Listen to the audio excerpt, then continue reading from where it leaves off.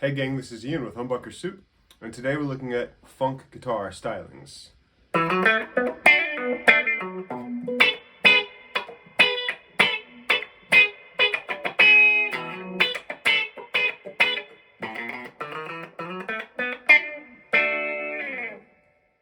So the funk guitar stylings come from James Brown all the way up through Corey Wong, and today we're going to look at how to get some of those feels and sounds with some chord voicings that we can use, some rhythmic techniques, and some signal chain methods.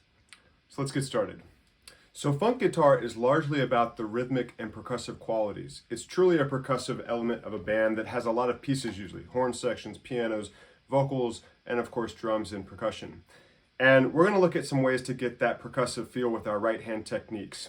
In that opening riff I was using an auto wah, which opens the filter like a wah does, but it's responding to the pick attack. So the lighter I hit it, the less it opens. The harder I hit it, the more it opens.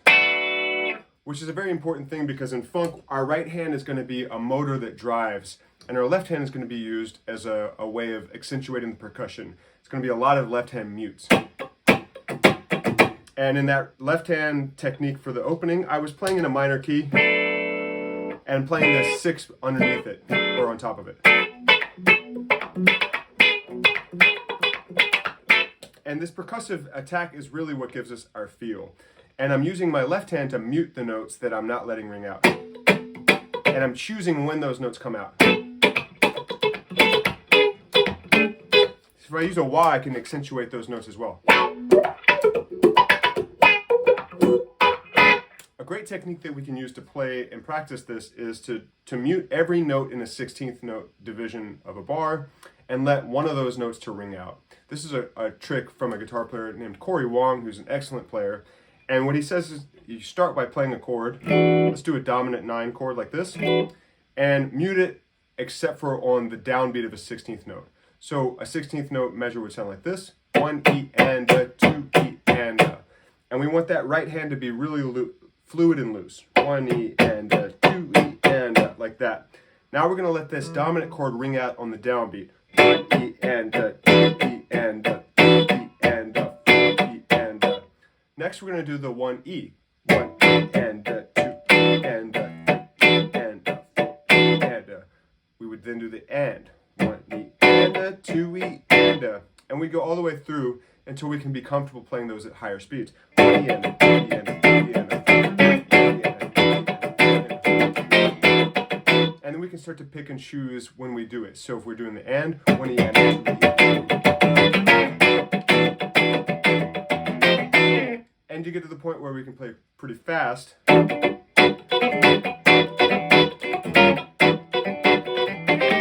That gives you that sort of James Brown feel that you might hear with some reverb and a Fender reverb sound.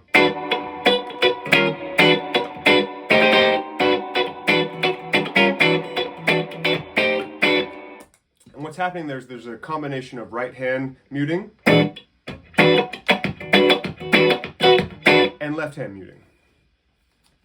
Next, let's look at some of the voicings that make funk popular and how we can incorporate that into a chord progression.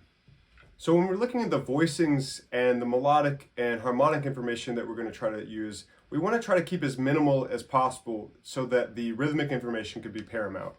A great way to do this is to think about Nile Rodgers, who plays single lines and dyads over a chord progression with a very percussive pick attack in the right hand. I'm using a strat like he would have, and in a mixed position, so we get this cracky sound. Very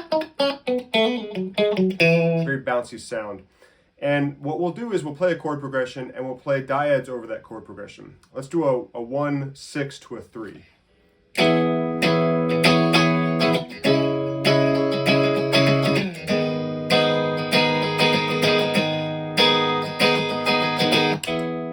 And what we're going to do is we're going to play dyads within the chords. So let's use the 1 and the 3 of E, and we're going to hold that over to the C sharp minor, and then play this D sharp and G sharp and F sharp over the last chord.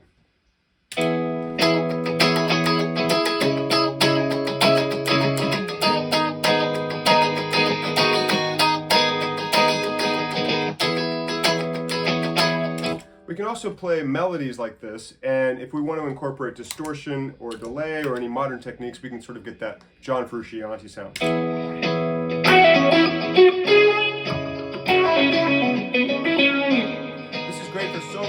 it also works well for rhythm parts.